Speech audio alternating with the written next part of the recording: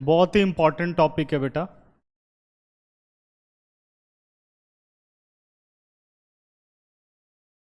Relations and functions.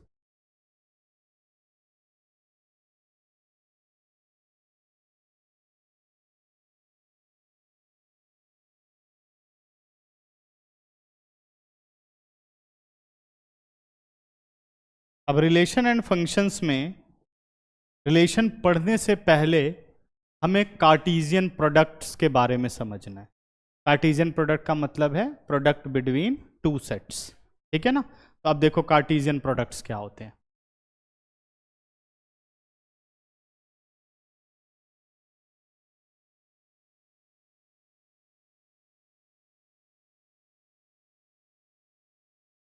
अगर हमारे पास कोई भी सेट ए है, सपोज ए के अंदर एलिमेंट है -1, 0 और 1। एक सेट बी है बेटा जिसके अंदर एलिमेंट है -2 और 2, ठीक है। कार्टेशियन प्रोडक्ट का मतलब होता है कि दोनों सेट्स के एलिमेंट को यूज करके ऑर्डर्ड पेयर बनाना। क्या बनाना? ऑर्डर्ड पेयर बनाना। जैसे कोऑर्डिनेट ज्योमेट्री में देखते हो ना भाई, कोऑर्डिनेट में क्या होता है, a, b, तो कार्टेशियन प्लेन के अंदर वो बनते हैं, ठीक है। तो इसीलिए इसका नाम है कार्टेशियन प्रोडक्ट, क्योंकि यहां पर भी हम क्या बना रहे होते हैं, ऑर्डर्ड पेयर बना रहे होते हैं, ठीक है ना। अब देखो कैसे बनाओगे। अगर आप कहते हो कि मैं प्रोडक्ट निकालना चाहता हूं ए क्रॉस बी, किसका प्रोडक्ट? इसको क्या रीड करते हैं, A cross B. Cartesian product show करने का ये सिंबल है ए क्रॉस बी। तो ए क्रॉस बी में जो ऑर्डर्ड पेयर बनते हैं बेटा, वो ए के एलिमेंट पहले पोजीशन लेते हैं और बी के एलिमेंट उसके बाद।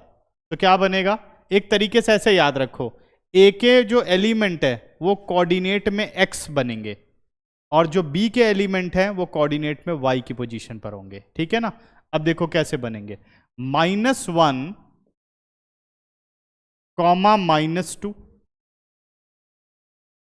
-1, 2, फिर 0, -2,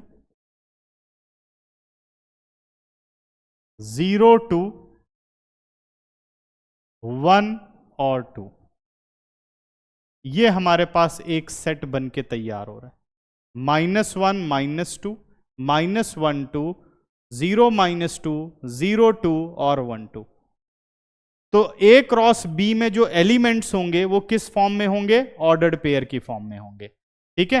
अगर यही बात मैं कह दूं बी क्रॉस है, मान लो मुझे निकालना हो बी क्रॉस है, तो अब एक्स की पोजीशन पर किस सेट के एलिमेंट आ जाएंगे, बी के। तो ये हो गया -2, -1 पहला एलिमेंट, -2, 0 और -2, 1, फिर 2, -1, 2, 0 और 2, 1। क्या कुछ समझ में आया? ठीक है। तो ये जो अंदर बन रहे हैं एलिमेंट्स, इन्हें क्या बोलते हैं हम, ऑर्डर्ड पेयर। जो एलिमेंट्स बन रहे हैं उन्हें हम क्या बोलते हैं, ऑर्डर्ड पेयर्स। तो अगर एक डेफिनेशन की तरह इसको देखा जाए कि भाई फिर हमारी डेफिनेशन क्या बनी, डेफिनेशन कहती है A cross B is collection of element in ordered pair form, यानी x, y, such that x belongs to a and y belongs to b। ये हमारी डेफिनेशन बनी, where x y is known as ordered pair, ठीक है। पहला concept है where x y यानी जो एलिमेंट है इज नोन एज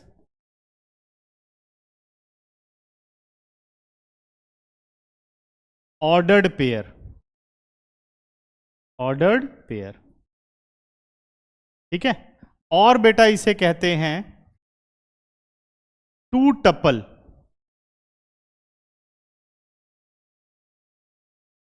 और इसे क्या बोलते हैं, टू टपल, ऑर्डर्ड पेयर और टू टपल। तो elements of A cross B किस फॉर्म में होते हैं? ऑर्डर्ड पेयर की फॉर्म में होते हैं। ठीक है, अगर A क्रॉस B है तो X इन A और Y इन B, और B क्रॉस A है तो X in B and Y in A। तो क्या कभी A cross B B cross A के बराबर हो सकता है? ठीक है ना, इस चीज को भी समझ लेते हैं।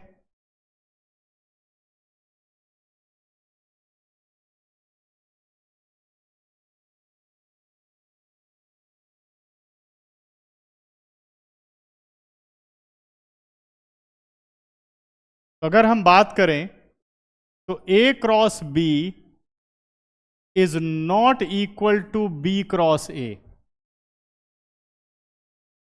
ठीक है, अगर ये बराबर नहीं होते तो ये तब पॉसिबल नहीं है when A is not equal to B and converse is also not true.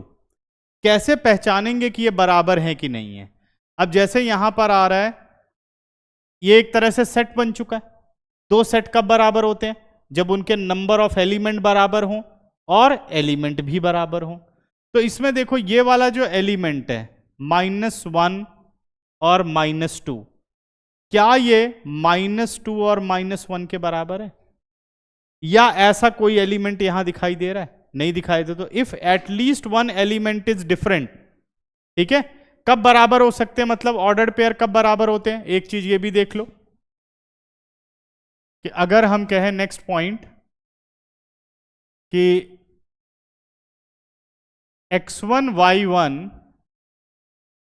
या इसको ए बी और सी डी में लिख देते हैं, इजी रहेगा।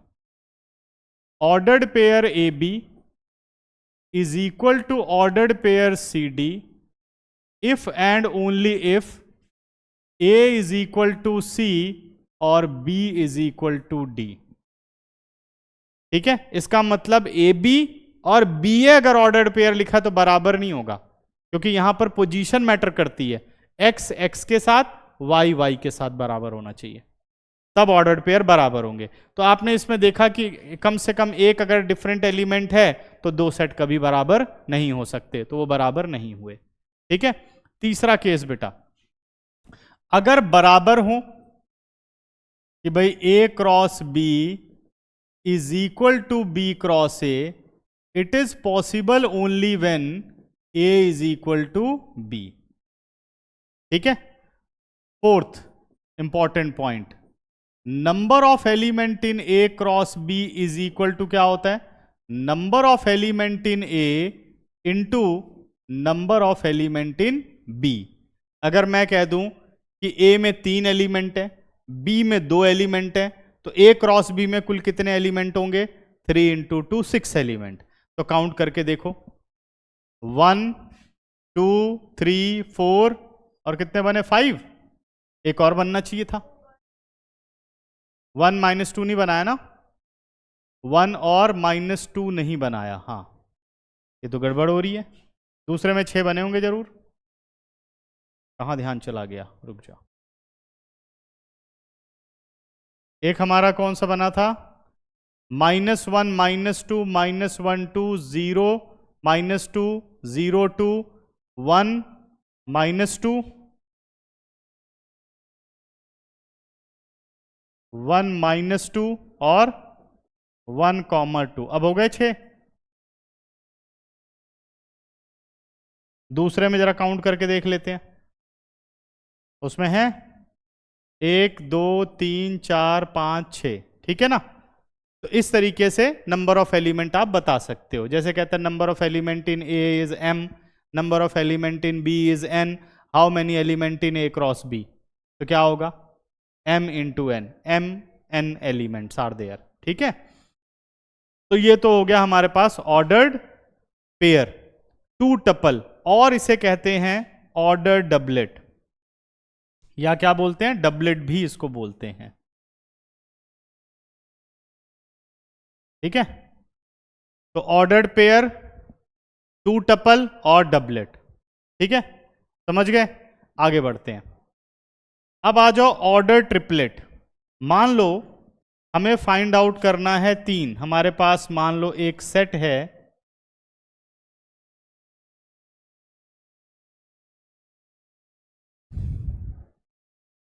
मान लो हमारे पास एक सेट है जिसमें एलिमेंट है 1 और -1। सपोज मुझे निकालना है ए क्रॉस ए क्रॉस ए। हमसे ये कहता है कि ये निकालो जी, ए क्रॉस ए क्रॉस ए। ठीक है, तो सबसे पहले आप निकालो ए क्रॉस ए, यानी ए को खुद के साथ ही ऑर्डर्ड पेयर बनाना है। तो पहले 1 उठाते हैं। 1 किसके किसके साथ ऑर्डर्ड पेयर बनाएगा? 1 और -1 के साथ। तो हमारा ऑर्डर्ड पेयर बन गया 1 1 1 -1। फिर -1 किसके साथ बनाएगा? -1 1 और -1 -1। तो क्या ये 4 ऑर्डर्ड पेयर बनने चाहिए?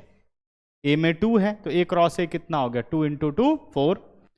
अब अगर ऑर्डर ट्रिपलेट बनाना है, ए क्रॉस ए हो गया। अब देखो 1 1 1, अब 1 1 1 हो गया। सही है। दूसरा 1 1 -1 हो गया। फिर 1 -1 लो, 1 -1 और अगला 1। फिर 1 -1 -1 हो गया। नेक्स्ट -1 1 और 1 हो गया। -1 1 -1 हो गया। आगे चले, -1 -1 और -1 हो गया। -1 -1 और 1 हो गया। कितने एलिमेंट्स बनने चाहिए थे? 8। क्या 8 बने? 2 4 6 8। समझ में आ गया? तो ऐसे केस में इन्हें हम क्या बोलते हैं? ऑर्डर्ड ट्रिपलेट या 3 टपल। तो डेफिनेशन क्या बनती है कि बेटा ए क्रॉस बी क्रॉस सी, अगर 3 सेट को मल्टीप्लाई करो तो यहां जो एलिमेंट बनता है वो बनता है एक्स वाई जेड की फॉर्म में, सच that x belongs to A, y belongs to B and z belongs to C। ठीक है, where x y z is known as, where x comma y comma z is known as ordered triplet, ordered triplet, और इसे हम कहते हैं 3 tuple. ठीक है, और इसे हम क्या बोलते हैं? 3 टपल। तो ऑर्डर ट्रिपलेट समझ में आ गया। और इंपॉर्टेंट पॉइंट, ए क्रॉस फाई, आंसर क्या होगा? फाई होगा। क्या ऑर्डर्ड पेयर बन पाएंगे? कभी नहीं बनेंगे। फाई क्रॉस फाई क्या होगा? ये भी क्या होगा? फाई होगा। ठीक है, जब कोई एलिमेंट ही नहीं तो ऑर्डर्ड पेयर कैसे बनेंगे? ठीक है, समझ गए? तो यहां तक हमारे ऑर्डर्ड पेयर हो गए खत्म। अब आते हैं हम क्वेश्चंस पर। पेज नंबर 26 पर आ जाओ।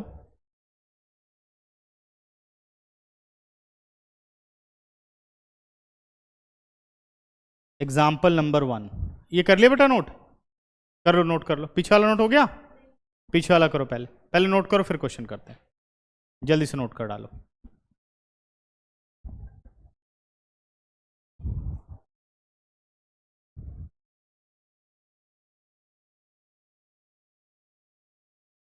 एग्जाम्पल नंबर 1 देखो।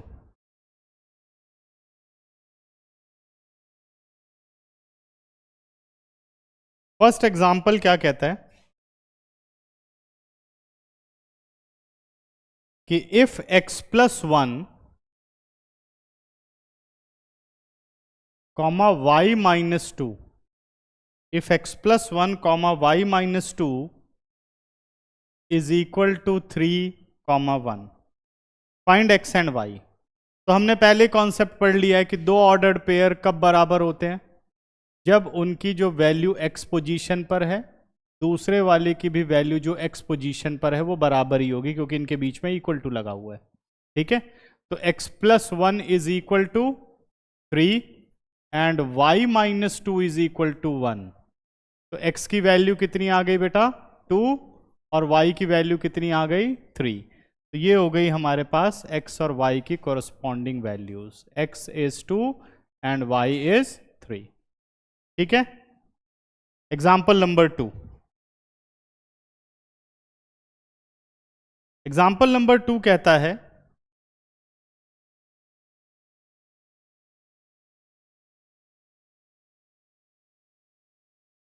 कि लेट a इज सॉरी बेटा, p is equal to set p with element A, B और C and set Q with element R। कह रहा है P क्रॉस Q निकालो, Q क्रॉस P निकालो। तो पहले हम निकाल लेते हैं P क्रॉस Q। तो क्या ऑर्डर्ड पेयर बने, AR, BR और CR, ये एक सेट बन के तैयार हो गया। फिर कह रहा है Q क्रॉस P निकालो, निकाल लेते हैं। वो बन गया हमारे पास RA, RB और RC। ठीक है। आगे कहता है, हमसे पूछता है are two sets, are these two products equal. नहीं, क्यों नहीं होंगे? If at least one element is differ in two sets then sets are not equal sets. तो कोई भी इसमें से एक उठा लो। Because A R is not equal to R A, या because A R belongs to P Q but A R not belongs to Q cross P, ऐसे लिख सकते हो। तो हम रीजनिंग क्या करेंगे, because A R belongs to P cross Q but A R not belongs to Q cross P. Therefore, P cross Q is not equal to Q cross P. क्या सही है? क्लियर हो गई? ठीक है ना। तो ऐसे इसकी रीजनिंग करनी है। एग्जाम्पल नंबर 3 पर आ जाओ।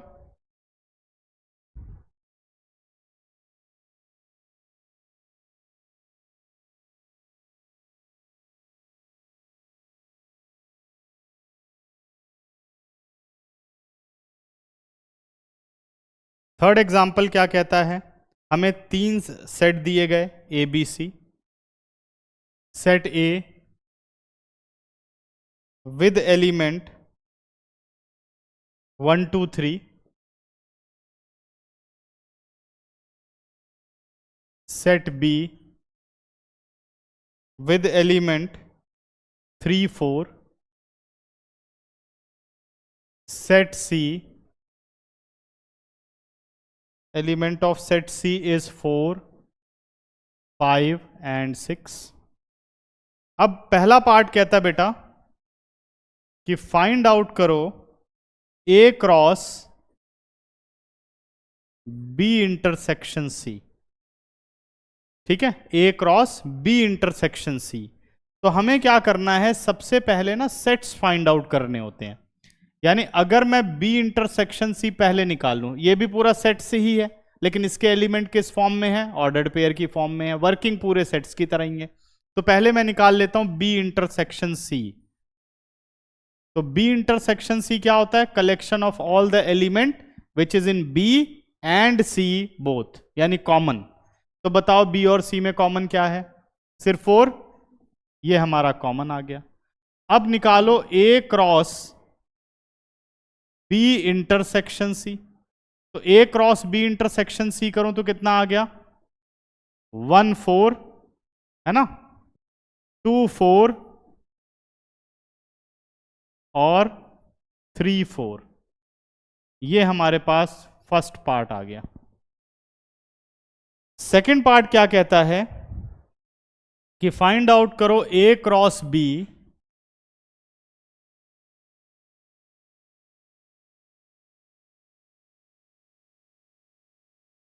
सेकेंड पार्ट बच्चों कहता है कि हमें फाइंड आउट करना है A cross B intersection A cross C। ये हमें फाइंड आउट करना है। अब इसमें कैसे काम करोगे, पहले निकालो आप ए क्रॉस बी, फाइंड आउट कर लेते हैं ए क्रॉस बी। क्या रिजल्ट आएगा? ए क्रॉस बी में कुल कितने एलिमेंट होंगे? 3 और 2 6 एलिमेंट। तो बनाओ पेयर, आ गया 1,3 1 4 2 3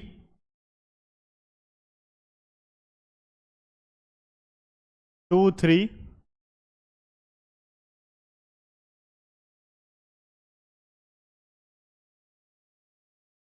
ठीक है, 2 3 और 2 4। इसी तरीके से 3 पे आ जाओ, 3 3 और 3 4। ठीक है, सही बन रहे हैं। अगला निकालो ए क्रॉस सी। ए और सी में तो कितने एलिमेंट बनने चाहिए? 9 1 4 1 5 1 6 2 4 2 5 और 2 6 3 4 3 5 और 3 6। ठीक है, 9 एलिमेंट हो गए, 6 9। ठीक है, अब क्या कहता है? फाइंड आउट करो A cross B intersection A cross C. कह रहा है ये फाइंड आउट करो जी, A cross B intersection A cross C. ठीक है ना। अब ए देखो दोनों में है, अगर वैसे डायरेक्ट समझना हो, वैसे तो एक कहां ध्यान है भाई आरव? बी और सी में क्या कॉमन है? क्योंकि सेट बी और सी यूज हो रहा है, इंटरसेक्शन दोनों का कॉमन देख लो, 4 कॉमन है, तो सिर्फ 4 वाले ऑर्डर्ड पेयर ही आपके कॉमन बनेंगे। चेक करके देख लो, 1 4 यहां पर है, 1 4 यहां पर भी है, और 4 वाला 2 4 2 4 है, 3 4 और 3 4 है। देखो और कुछ कॉमन नहीं होगा। ठीक है, तो एक एक ढूंढने में कंफ्यूजन हो गया। आप ये देख लो बी और सी में क्या कॉमन है।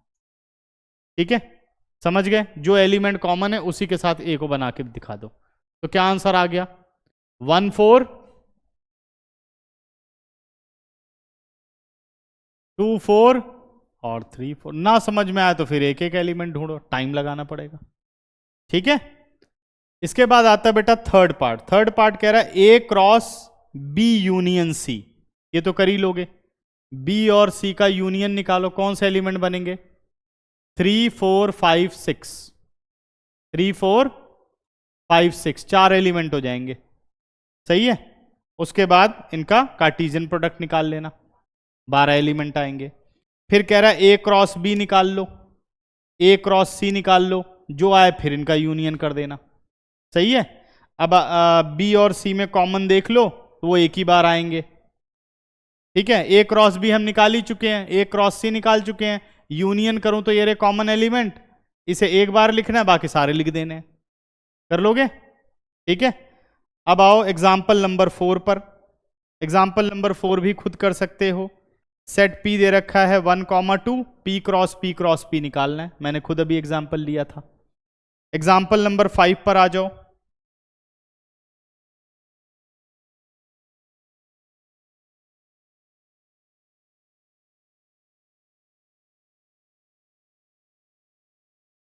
फिफ्थ एग्जाम्पल कहता है if R is the set of all real number what do the Cartesian product of R cross R. ठीक है ना, ऐसे एमसीक्यू में क्वेश्चन बन सकते हैं। आर क्रॉस आर के कार्टेशियन प्रोडक्ट बताओ। बेटा ये तो क्लियर है कि रियल नंबर में कितने एलिमेंट होते हैं? इनफाइनाइट। तो क्या ऑर्डर्ड पेयर बना पाएंगे हम? इनफाइनाइट थोड़ी शो कर सकते हैं, तो हमें इसको किस में लिखना है? सेट बिल्डर फॉर्म में लिखना है।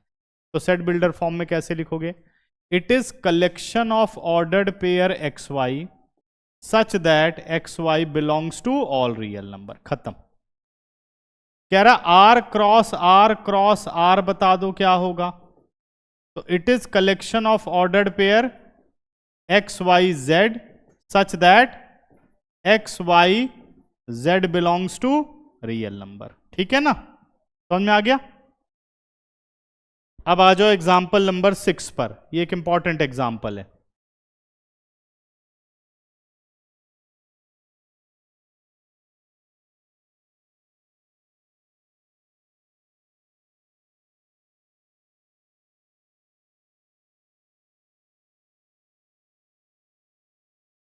सिक्स्थ एग्जाम्पल क्या कहता है? सिक्स्थ एग्जाम्पल कह रहा है हमें कि ए क्रॉस बी गिवन है बेटा, ए क्रॉस बी।